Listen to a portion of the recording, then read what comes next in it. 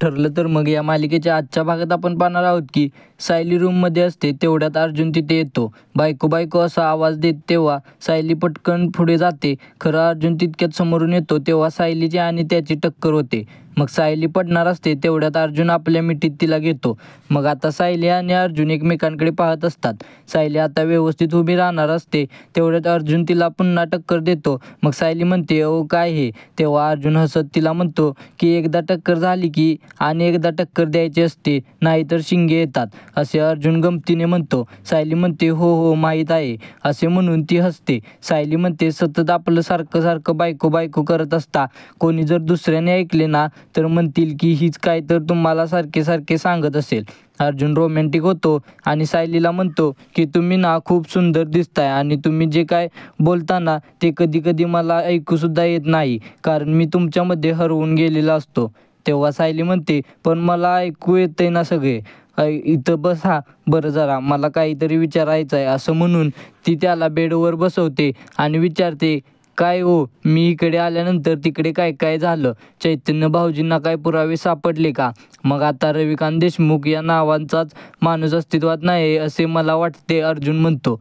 त्याचवेळी सायली म्हणते अर्जुनला, असं कसं होऊ शकतं अहो, तेव्हा ते इन्स्पेक्टर होते, त्यांच्या अगोदर माहिती काढा ना. तेव्हा अर्जुन म्हणतो, नेटवरून सगळी माहिती काढले पण कुठे काही रविकांत देशमुख याबद्दल मला माहिती नाही, परंतु इन्स्पेक्टर सरंजामे आहेत ना त्यांच्याबद्दल थोडी माहिती काढूयात आपण, म्हणजे समजेल. सायली म्हणते, सावंत इन्स्पेक्टर आहेत त्यांच्याकडून काढा की मग.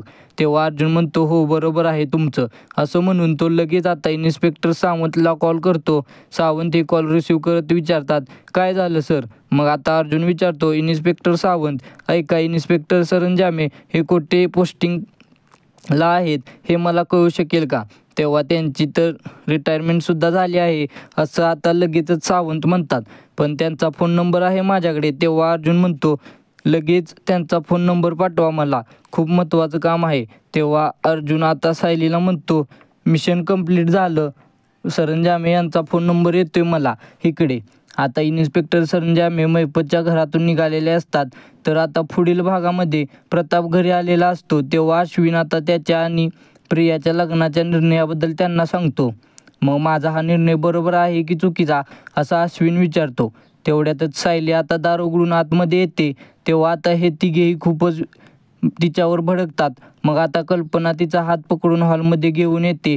तेव्हा अश्विन म्हणतो, ही ना आपल्या बोलण्यावर नजर ठेवून असणार.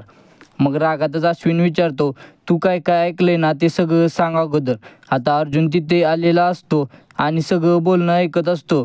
दुसरीकडे सरंजामेला अर्जुन भेटतो. मग आता सरंजामे म्हणतो, कधी कोणाकडून लाच घेतली नाही आणि कधी वर्दीचा अपमानसुद्धा केला नाही, मी फक्त आणि फक्त देशसेवा केली.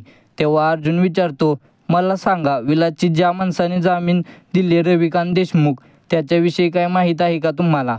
तुम्हाला काही महत्त्वाची माहिती मिळाली तर लगेच कॉन्टॅक्ट करा मला. त्यानंतर आता अर्जुन जायला निघतो तर महिपतचा गुंड नेमका तिथे येतो आणि अर्जुन बरोबर त्याला पाहतो. त्याच्या हातात पैशाचं पाकिट असतं.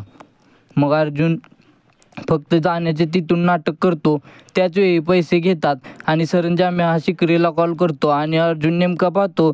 जर व्हिडिओ आवडला असेल तर लाईक करा आणि अशाच मालिकेच्या अपडेट सगळ्यात आधी तुमच्यापर्यंत येण्यासाठी चॅनेलला सबस्क्राईब करा.